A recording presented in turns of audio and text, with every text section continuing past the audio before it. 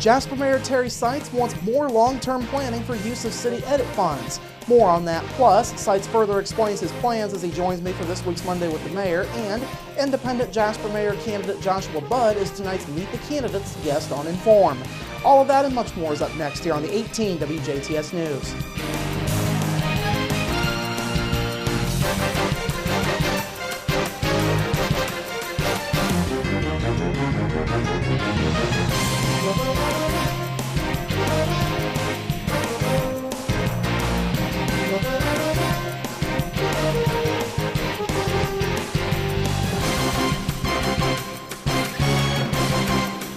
Hello, I'm Bradford Raths. We begin with the continuing debate on the use of city dollars in Jasper, this time economic development income tax funds. Jasper Mayor Terry Seitz made his pitch this morning during a public meeting in the council chambers at Jasper City Hall.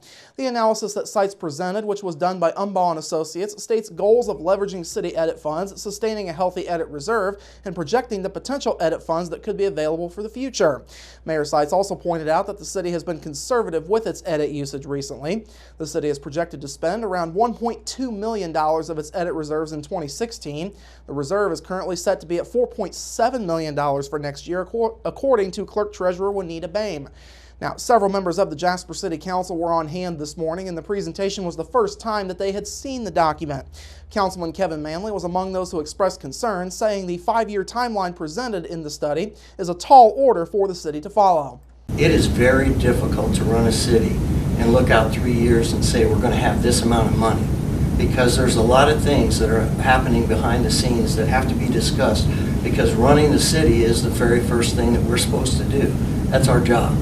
Okay, so you can plan out 5 years, but 5 years from now, that may not be anything that's remotely accurate to what you're doing. Meanwhile, Seitz argued that long-term plans for using edit funds are needed in light of the many projects going on in Jasper. There are things we don't have to do. Nothing is demanded. We have to look at phasing things. Ultimately, you have to know your financial position before you make that investment. You can't just go, well, let's commit to doing a downtown project that we know costs, and then let's scurry and find the money. Let's look at our edit funds and say, what's comfortable? Are there priorities that boards and council members would like to have? We know we have a lot of passion for a lot of things we're doing, including the park plans and others. Some of the projects would include work at the Parklands property, matching funds for a state trail grant, and the Jasper Lofts and Vine Street Lofts housing projects, among others. Of course, this morning's plan was only a public proposal. Seitz says it could be presented to upcoming boards and at upcoming city council meetings. DuBois County Sheriff's deputies jailed a DuBois woman over the weekend following a one-vehicle accident caused by her driving drunk. Sheriff's deputies were called to Cuzco Road north of Cuzco Norton Road at 10:50 on Saturday night. Deputies say 32-year-old Sean Fox had been going southbound on Cuzco Road north when she came up on a curve and encountered an oncoming vehicle.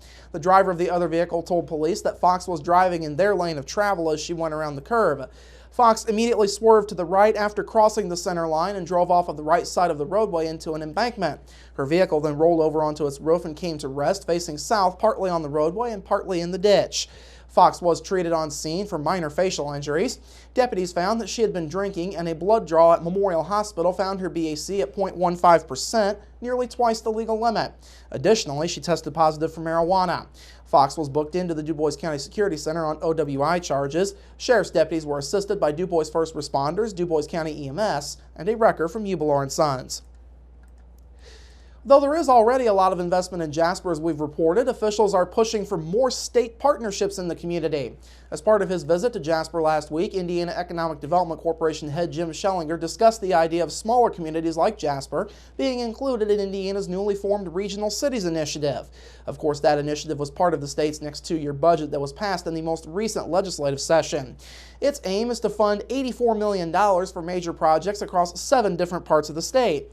The southwestern Indiana region is currently centered around Evansville, and other cities that are part of the region include Indianapolis and Fort Wayne. Schellinger stated that he and District 63 Representative Mike Braun have already begun discussions on how to integrate Jasper and other small cities and towns into this Regional Cities Initiative. He says although that change could very well happen in the future, there are moving parts involved. We'll still want them to team with counties. I think that you need some synergy amongst the counties to be considered a region. So I think that having 3, 4 counties is a good number. It just depends on what your neighboring counties are and what values and things you have in common. But I think that you need that kind of synergy to really make it a region. And you certainly have some neighboring counties here that would bode well, would go really well with you guys. Now, much of the attention Jasper is getting from the state is centered around the recent wave of projects that will repurpose old factory buildings into usable spaces.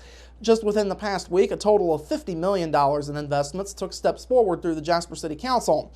The most highlightable of those was the newly proposed River Center.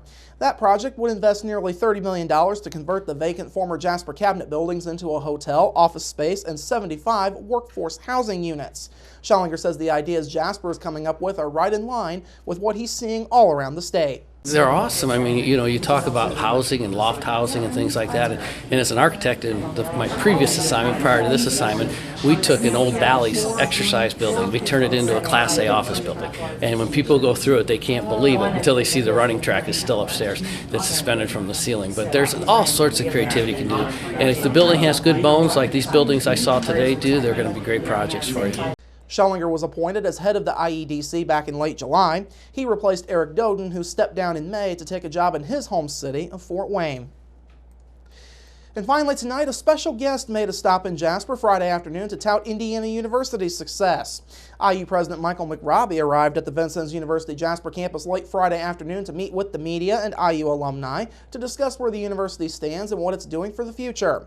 McRobbie focused on several different themes during his time in Jasper, including college affordability, IU's new engineering program, and the university's bicentennial fundraising campaign.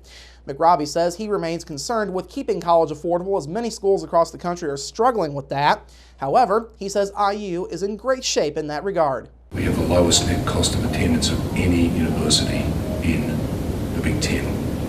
This I think needs to be highlighted all the time, that you can get an education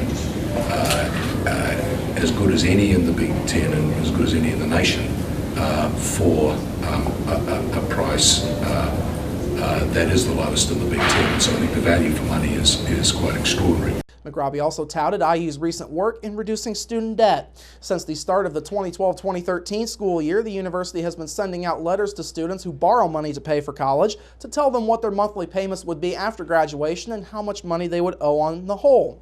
The result, according to McRobbie, has been a dramatic drop in borrowing among IU students and millions of dollars less in student debt. McRobbie also took time to discuss the recent approval of an engineering program at IU.